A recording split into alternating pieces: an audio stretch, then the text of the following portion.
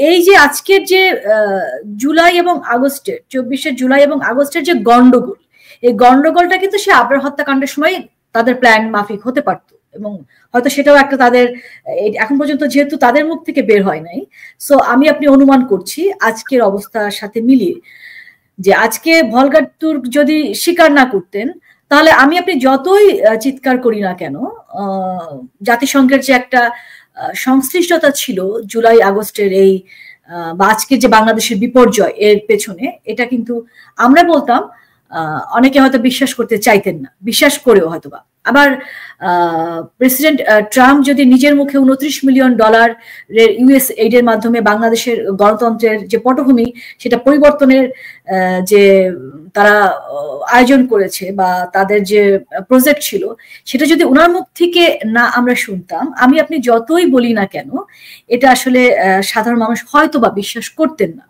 হয়তো আরো আরো সময় লাগতো।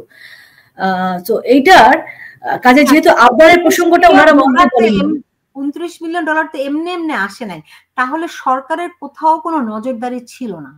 না, ইউএস এইডের শুধু বাংলাদেশে না, তারা কিন্তু বিভিন্ন পৃথিবীর বিভিন্ন দেশে তারা এই ধরনের কার্যক্রম পরিচালিত করে। আপনি যখন দেখেছেন যে প্রেসিডেন্ট ট্রাম্প যখন বাংলাদেশের নাম বলেছেন, তখন তিনি আরো অনেক কান্ট্রির কথা বলেছেন, অ্যামাউন্টের কথা বলেছেন।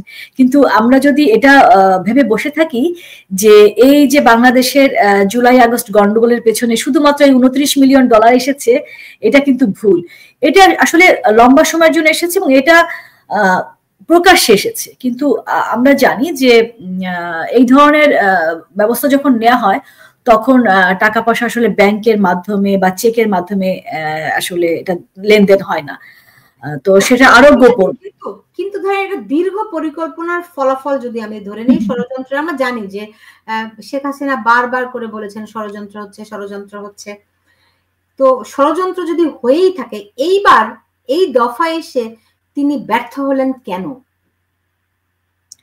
আচ্ছা, এখানে যেটা হয়েছে, এক হচ্ছে যে ইউএস একটা মহাশক্তিধর রাষ্ট্র, এবং আপনি জানেন, মানে এখন আমরা জানি যে ভলগার তুর্কের কথা থেকে যদি আমরা বলি যে ওনারা সেনাবাহিনীকে নিষ্ক্রিয় করে দিয়েছিলেন, রেখেছিলেন, তাদেরকে শান্তি বাহিনীতে আর নেওয়া হবে না, এবং মানে এই যে সেখানে আসলে একটা অনেক বড় অঙ্কের আর্থিক একটা ব্যাপার থাকে। আমাদের দুঃখজনক হলেও সত্য যে আমাদের সেনাবাহিনী সেই টাকার কাছে নতজানু হয়ে বাংলাদেশকে এমন একটা বিপর্যয়ের মুখে ঠেলে দিয়েছেন।